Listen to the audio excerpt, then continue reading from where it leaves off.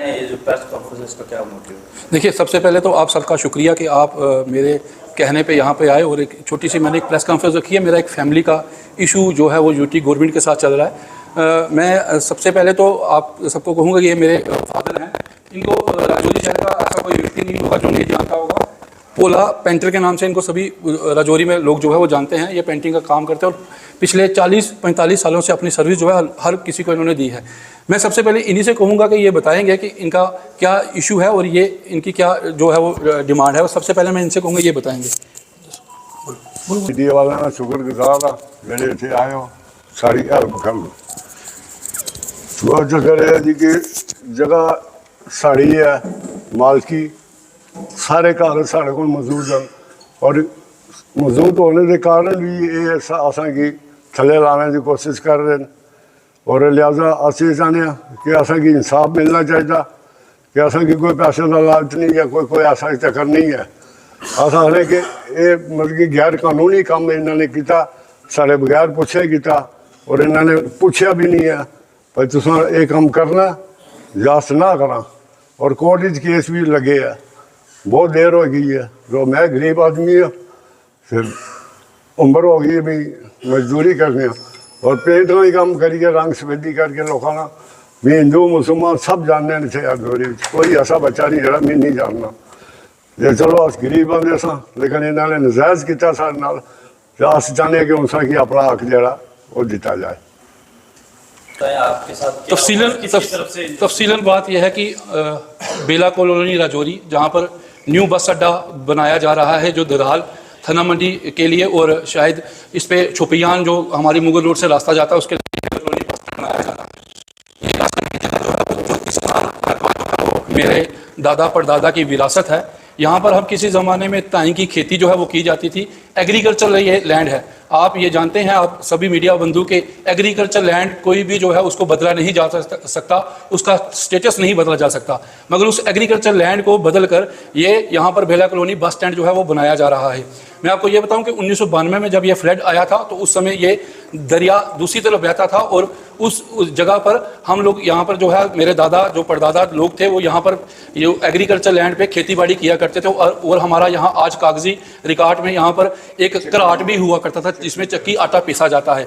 जब ये इशू उठा तो उसके बाद यहाँ पर आज़ाद असद साहब यहाँ पे डिस्ट्रिक्ट डेवलपमेंट कमिश्नर हुआ करते थे तो उस समय यहाँ पर एक सर्कस लगाई गई। उस सर्कस अरुण शर्मा नाम के व्यक्ति ने जो है लगाई थी। तो उस समय मैंने कोर्ट में एक एप्लीकेशन दायर की थी। ये एप्लीकेशन है 7/6/2019 को हमने एक एप्लीकेशन लगाई अरुण शर्मा के नाम पे और वो हमने को स्टेटस लिया। उस समय भी हमें कोर्ट की तरफ से ये डायरेक्शन दी गई और कहा गया कि ये लैंड जो है वो स्टे रहेगी और अरुण शर्मा के खिलाफ हमने कोर्ट में केस किया। हमने अरुण शर्मा से सिर्फ यही पूछा कि लैंड हमारी है, आप यहाँ पर ये कैसे सर्कस लगा रहे हो। उसके बाद इस अरुण यहाँ पर कोविड रहा, कोविड के बीच में अरुण शर्मा यहाँ से चला गया किसी तरह से और ये केस हमारा नहीं हो पाया। लेकिन जब ये दूसरा केस हमने म्यूनसिपल कमेटी पे 25/2/2021 पे लगाया उसके ये कागज़ मौजूद हैं और हमने यूटी गवर्नमेंट के जो कमिश्नर सेक्रेटरी हैं अर्बन डेवलपमेंट अथॉरिटी के उनके ऊपर और डायरेक्टर अर्बन लोकल बॉडीज़ के ऊपर और डिप्टी कमिश्नर राजौरी और ईओ म्यूनसिपल कमेटी राजौरी के खिलाफ हमने ये एक एप्लीकेशन जो है वो दायर की कि यहाँ पर ये लोग बस अड्डा यहाँ पर बना रहे हैं और 118/1 ये 3 खसले हमारे हैं और बस स्टैंड के बीच में 17% जो ज़मीन है हमारी बीच में आ रही है। मिलजुल कर ये इस लैंड को कैप्चर कर रहे हैं, हमसे नहीं पूछा गया जबकि ये दादा परदादा की विरासत थी, हमारी अपनी मालकी ज़मीन है। और यूटी गवर्नमेंट के अंदर भी और यूटी से पहले भी मालिकों का सबसे ज़्यादा हक बनता है और आप किसी भी मालकी ज़मीन को ऐसे नहीं छीन सकते जब तक आप मालिक से नहीं पूछे।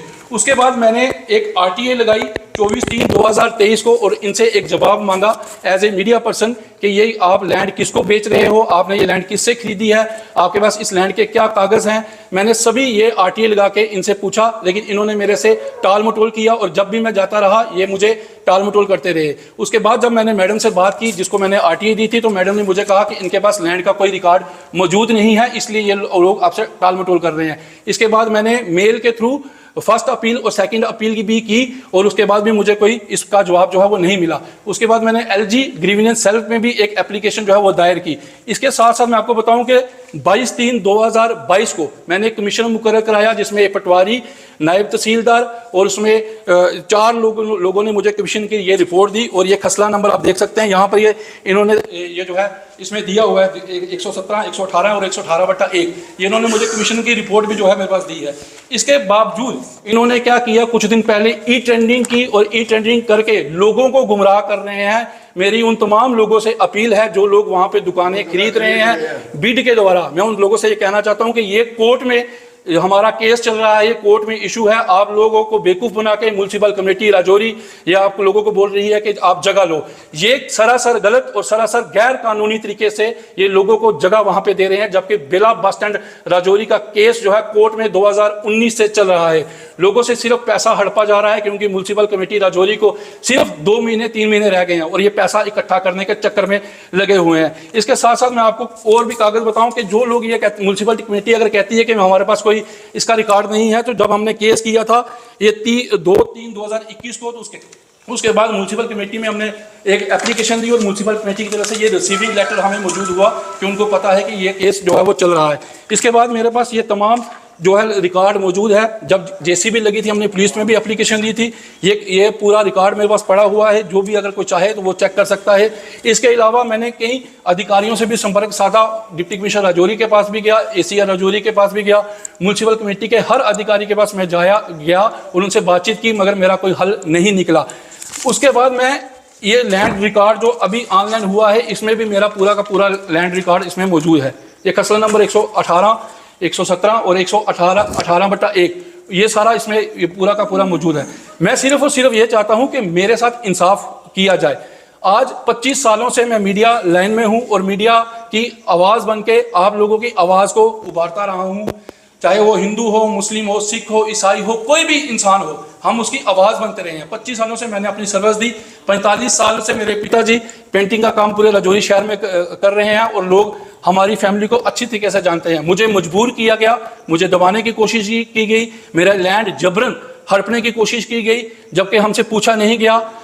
अगर म्युनिसिपल कमेटी को लैंड ही बनानी है तो हमारा नया बस अड्डा बना हुआ है, डेवलपमेंट नहीं हुई, इसकी तो दुकानें बिकी थी, आज दिन तक इस पे दुकानें क्यों नहीं बनी, क्यों वहां पे लोग नहीं बैठ रहे? म्युनिसिपल कमेटी के और भी काफी ऐसे काम हैं जो रुके पड़े हैं, वो पूरा क्यों नहीं कर रहे? क्यों लोगों की इस तरह से जमीन हड़प रहे हो? मेरा तो कागजी है, मेरा तो राइट बनता है, मेरे दादे परदादे की विरासत है, मैंने किसी की लैंड पे कब्जा नहीं किया, मैं कोई सरकारी लैंड पे नहीं बैठा, मैं तो अपना राइट मांग रहा हूँ। हमारे पूरे परिवार में से कोई भी ऐसा व्यक्ति नहीं है जिसकी कोई गवर्नमेंट जॉब करता हो, हम अपना गुजर बसर यहाँ पे कर रहे हैं, वो आप सब जानते हैं, आपसे हम भूले हुए नहीं है। इसके साथ साथ मेरा सबसे बड़ा सवाल यह है कि जब डिप्टी कमिश्नर राजौरी शाहिद इकबाल चौधरी राजौरी में थे, तो उन्होंने इस यहाँ पर जेसीबी चलाया था, गरीब लोगों को वहां से निकाला गया, जिन लोगों ने 40-40, 50-50 लाख रुपया देके लोगों से जमीनें ली थी। उसके बाद ये मेरे पास अर्ली टाइम की एक रिपोर्ट है और उसको खासकर मैंने खुद जो है वो कवर किया था। ये 18/3/2018 की ये रिपोर्ट है। उस समय डिप्टी कमिश्नर राजौरी शाहिद इकबाल चौधरी यहाँ पे हुआ करते थे। उन्होंने जब यहाँ पर जेसीबी चलाया तो उस समय उन्होंने कहा था, वो वीडियो आज भी मेरे पास पड़ी है, जब वहां पर जेसीबी चलाया गया और डिप्टी कमिश्नर राजौरी जो उस समय शाहिद इकबाल चौधरी थे, उनका इंटरव्यू फेसबुक पे, यूट्यूब पे सब जगह पड़ा हुआ है, मेरे पास भी उनका पड़ा हुआ है। उन्होंने इस पे भी कहा है कि 15 कनाल लैंड जो है वो सरकारी लैंड है, उसको उन्होंने यहाँ से हटाया था। मैं ये पूछता हूं कि एक डिप्टी कमिश्नर राजौरी यहाँ पे आता है, वो इस लैंड को गैर कानूनी बताता है, और दूसरा डिप्टी कमिश्नर राजौरी यहाँ पे आता है, वो इस लैंड को जो है वो कानूनी बताता है। एक डिप्टी कमिश्नर राजौरी गैर कानूनी बता के लोगों को वहां से हटाता है, दूसरा डिप्टी कमिश्नर राजौरी उसी लैंड पे बेले में जाकर लोगों को वहां पे प्रॉपर्टी बनाने का अधिकार कैसे देता है, क्योंकि वो सारा का सारा एरिया जो है वो फ्लड में आता है। कैसे आप उन लोगों को वहां पे रहने देते हो? वहां पे जो दुकानें बनी है वो 70-70 लाख रुपए की, 1-1 करोड़ रुपए की प्रॉपर्टी वहां पे वो बेची गई है। मैं ये पूछना चाहता हूं, जो दूसरे यहाँ पर डिप्टी कमिश्नर राजौरी आए थे, क्या उन्होंने उस लैंड से पैसे खाए? क्या उनकी भी यहाँ पर दुकानें हैं? मैं इसलिए परेशान हूं क्योंकि मेरी अपनी लैंड जा रही है और मेरी लैंड इलीगल नहीं है, लीगली तौर पे है। मेरा राइट बनता था, मैं यूटी गवर्नमेंट के साथ लड़ नहीं सकता, मेरा राइट बनता था कि मैं यहाँ से कोर्ट में जाऊं, और मैं कोर्ट में 2019 से हूं, और उसके बाद से लेके आज दिन तक मुझे परेशान किया गया, मुझे बार बार धक्के खाने को मजबूर किया गया। मेरे पिताजी बीमार हैं, मेरा ये छोटा ब्रदर मेरे साथ है, ये भी पिछले दिनों बीमार रहा। हम डीएमसी में रहे। अपनी परेशानियों से इंसान गुजर बसर नहीं कर रहा और इनकी परेशानियां दर पे दर पकड़ी जा रही हैं।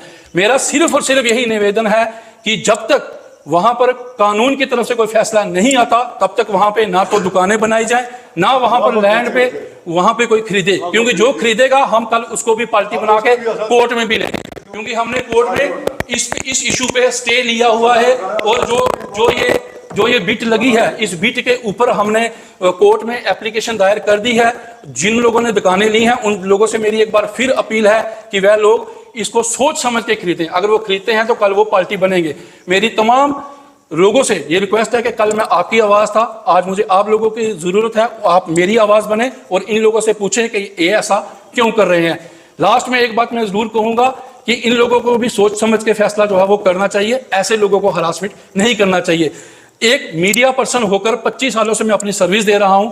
अगर ये लोग मेरे साथ इस तरह से व्यवहार कर सकते हैं, मुझे दर बदर ठोकरे खाने के लिए ये लोग मजबूर कर सकते हैं, तो ये लोग आम जनता के साथ, एक गरीब के साथ किस तरह से व्यवहार करते होंगे, ये आप सब सोच सकते हैं। मेरी आप सबसे बस इतनी ही रिक्वेस्ट है कि हमें इंसाफ मिलना चाहिए। अमित जी, क्या रेवेन्यू रिकॉर्ड आप ही के नाम पे है या उसे भी चेंज करने की कोशिश? देखिए, रेवेन्यू रिकॉर्ड 1947 से मेरे दादा परदादा के नाम पे चल रहा है और रेवेन्यू रिकॉर्ड आज भी मेरे हक में है, क्योंकि 2022 में मैंने कमिश्नर मुकर्रर कराया था और कमिश्नर की रिपोर्ट मेरे हक में है और मुझे पता है, क्योंकि मैंने साथ में वहां रह के वो निशानदेही करवाई थी। मुझे पता है कि मेरी लैंड कितनी है। मैं ये कहता हूं कि आप जो भी करो वो ऊपर वाले को हाजिर नाजिर रख के करो।